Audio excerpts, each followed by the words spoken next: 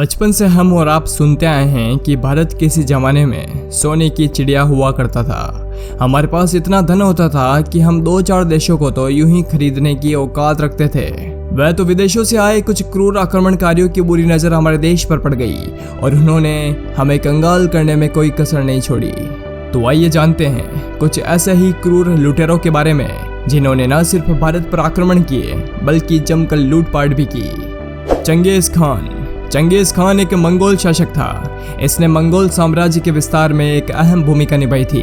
Genghis Khan ने अभियान चलाकर ईरान, गजनी सहित पश्चिम भारत के काबुल, कांधार, पेशावर सहित कश्मीर पर भी अधिकार कर लिया था। इस समय चंगेज खान ने सिंधु नदी को पार कर उत्तरी भारत और असम के रास्ते मंगोलिया वापस लौटने की सोची, लेकिन वह ऐसा नहीं कर पाया। हालांकि वह अपने साथ भारत की कई बेशकीमती चीजें लूट कर ले जाने में कामयाब रहा।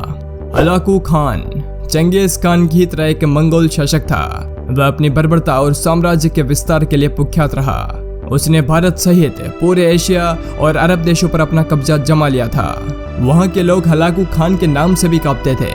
इस क्रूर मंगोल योद्धा ने अपने हमलों में इस कदर लूटपाट और खून खराबा किया कि भारत की एक बड़ी आबादी का सफाया हो गया था। और मुसलमानों के लिए तो हलाकू खान कहर का दूसरा नाम था।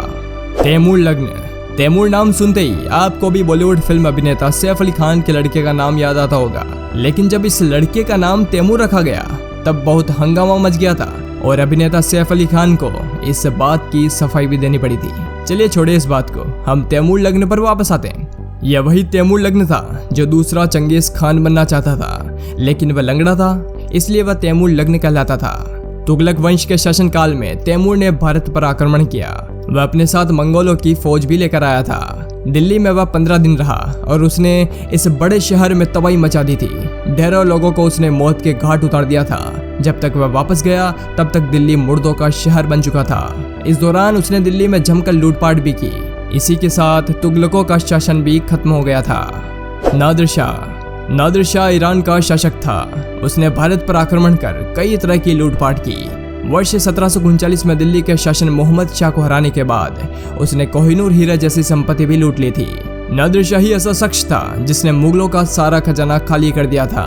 इस खजाने में इसको करोड़ों की नकदी के अलावा हीरे जवाहरात और सोने चांदी की कीमती वस्तुएं भी मिली। वह 1000 हाथी, 7000 घोड़े, 10,000 ऊंट आदि भी अपने साथ ले जाने में कामयाब रहा था। अहमद शाह अब्दाली नादिर शाह का बेटा था। उसने अपने पिता की ही तरह भारत पर कई बार आक्रमण किए और लूटपाट करके खूब सारा पैसा हासिल किया। वर्ष 1757 में उसने पहली बार दिल्ली पर आक्रमण कर लूटपाट की। इसके बाद उसका लालच बढ़ गया था। बाद में उसने आगरा और वल्लभगढ़ पर भी आक्रमण किया। वल्लभगढ़ में उसने जाटों को हराया और आसपास के क्षेत्रों में जमकर लूटपाट भी की थी। मोहम्मद गजनवी ने भारत पर 17 बार आक्रमण किए। अपने 90वें आक्रमण में उसने मथुरा के पास महावन से अपार मात्रा में सोना, चांदी, हीरा और 80 हाथी लूटे। और वही 15वें आक्रमण में उसने गुजरात को लगभग खाली ही कर दिया था। इससे भी जब उसका पेट नहीं भरा तो उसने 16वां आक्रमण सोमनाथ पर किया, जहां से वह खूब सारा सोना लूट कर ले गया। 17वां आक्रमण में उसने सिंध और मुल्तान के तटवर्ती क्षेत्रों के जाटों को पराजित किया और कठियावाड़ के सोमनाथ मंदिर से भी अपार संपत्ति लेकर भाग निकला। मोहम्मद गौरी गजनी के बाद मोहम्मद गौरी ने भारत पर आक्रमण कर जमकर लूटपाट मचाई। मोहम्मद गौरी हेरात के मध्य स्थित छोटे से पहाड़ी क्षेत्र के गौर का शासक था। उसने गुजरात और पंजाब के कई क्षेत्रों पर आक्रमण किए और वहां के सारे खजाने को लूटने में कामयाब रहा। अपनी बुरी नीयत के साथ वह दिल्ली की ओर भी बढ़ा, लेकिन पृथ्वीराज चौहान के हाथों उसको अपने मुंह की खानी पड़ी। हालांकि फिर बाद में जयचंद की मदद से वह अंत में पृथ्वीराज को हराने में कामयाब हो गया था, लेकिन पृथ्वीराज चौहान के हाथों से बच ना सका और मारा गया। मोहम्मद बिन कासिम ने 8वीं सदी की शुरुआत में भारत पर आक्रमण किया था। 17 साल की उम्र में उसने सिंध और मुल्तान पर आक्रमण किया था। वह बेहद ही क्रूर आक्रमणकारी था। उसने न केवल कत्लेआम मचाया बल्कि जमकर लूटपाट भी की। हालांकि 22 साल की उम्र में उसकी मौत हो गई थी। कासिम को भारत के मुल्तान नगर से इतना धन मिला था कि उसने इसे स्वर्ण नगर नाम दे दिया था। सिकंदर दुनिया पर अधिकार करने के उद्देश्य से सभी देशों को पराजित करता हुआ भारत पहुंचा था।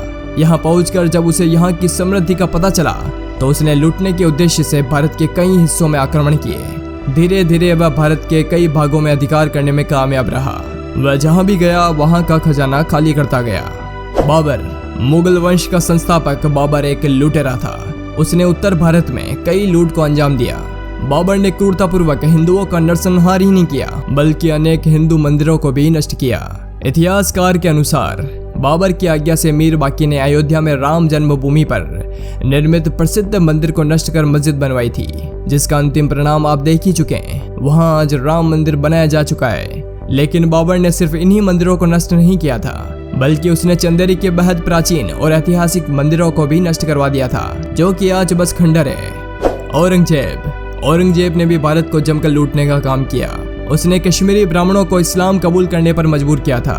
इस पर जब कश्मीरी ब्राह्मणों ने सिखों के 9वें गुरु तेग बहादुर जी से मदद मांगी और तेग बहादुर जी ने इसका विरोध किया, तो औरंगजेब ने उन्हें फांसी पर लटका दिया था। इस दिन को सिख आज भी अपने त्योहार में याद करते हैं। तो ये थे कुछ विदेशी आक्रमणकारी और कुछ क्रूर शासक, जिन्होंने एक बार नहीं बल्कि कई बार भारत को लूटा और बर्बाद किया। निश्चित रूप से उस समय के लोगों ने इन क्रूर लोगों से लड़ने की इच्छा शक्ति नहीं दिखाई होगी, वरना क्या मजाल जो ये हमारे यहाँ से एक सुई भी अपने साथ ले जाने में सफल हो पाते।